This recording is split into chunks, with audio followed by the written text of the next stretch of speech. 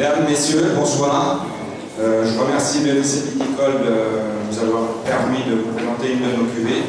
Je remercie aussi la maison Franklin Pommery de nous accueillir.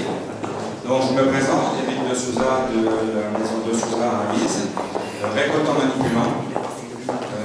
Nous sommes basés à Avise depuis plusieurs générations, avec la particularité d'avoir beaucoup de vieilles vignes à la maison, c'est-à-dire des vignes qui ont 50, 60, 70 ans. Donc je fais effectivement plusieurs cuvées.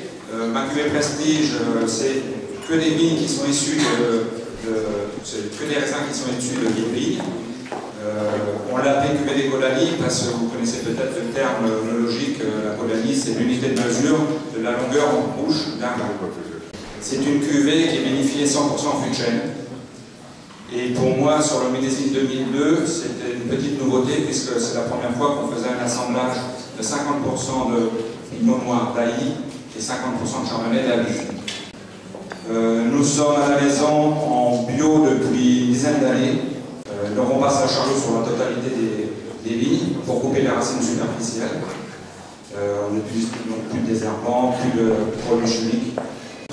Et je trouve ce qui est intéressant dans cette cuvée-là, c'est justement un peu la tension entre le chardonnay et le pinot noir. Là sur cette cuvée-là, j'ai fait une vinification des chardonnays d'un côté et des pinots noirs de l'autre. Et au moment de la mise en bouteille, j'ai fait l'assemblage des deux.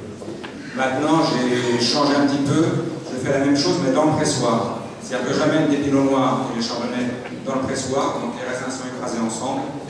Ils sont vinifiés en fût de chêne. Donc première fermentation, ils fermentent en même temps.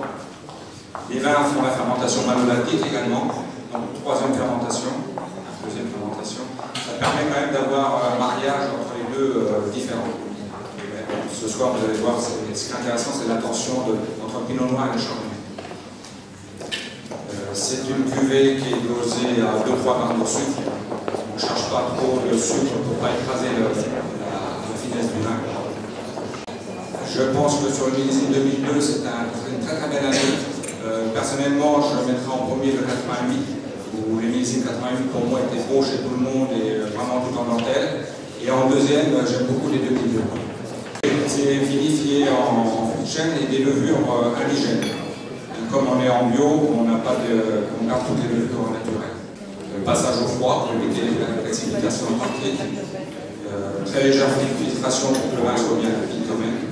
On fait 60% de nos ventes à l'export, donc c'est important d'avoir une sécurité à l'export et pas de troubles après dans les vins. Le dosage, on utilise aussi du sucre de raisin. Pour ceux qui connaissent donc, du MCR, au lieu du saccharose, on utilise du fructose.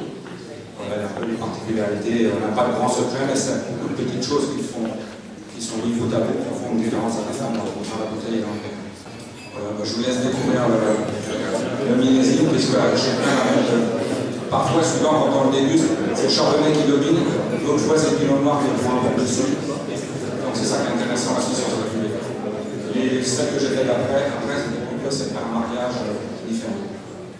Voilà. Je vous souhaite une bonne soirée et une bonne dégustation.